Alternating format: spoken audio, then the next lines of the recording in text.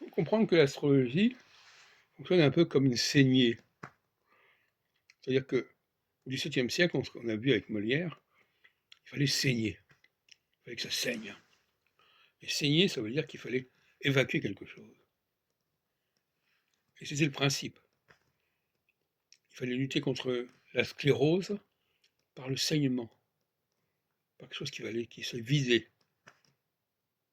Mais je crois que c'est ça qui est intéressant en astrologie, telle que je la conçois. À savoir,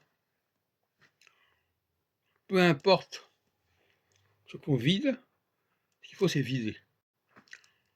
Et le mal, c'est pas de pas vider ce qu'il fallait pas vider, c'est de ne pas vider du tout. De même que le mal, c'est pas de rajouter quelque chose qu'il fallait pas rajouter, c'est de ne pas savoir rajouter. Et le chef, c'est celui qui sait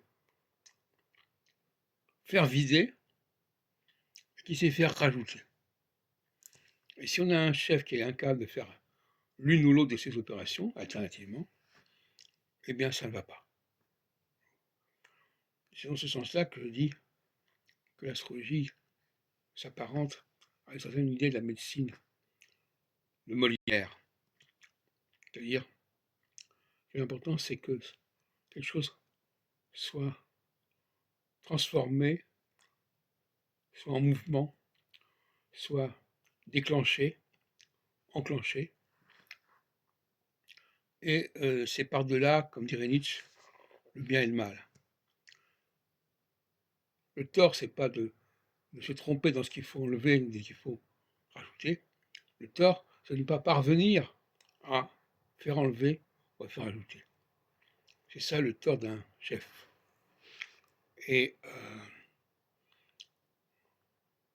Hitler, par exemple, je ne cherche pas du tout à l'excuser, mais il a su convaincre qu'il y avait une solution où il fallait enlever certaines choses, supprimer certaines choses, ou rajouter quelque chose, parce qu'il a fait les deux. Il s'est convaincu qu'il fallait rajouter les Sudètes, qu'il fallait rajouter l'Australie, l'Autriche, mais il s'est convaincu aussi, il a convaincu qu'il fallait évacuer les Juifs, etc. Donc il a su fonctionner sur les deux registres.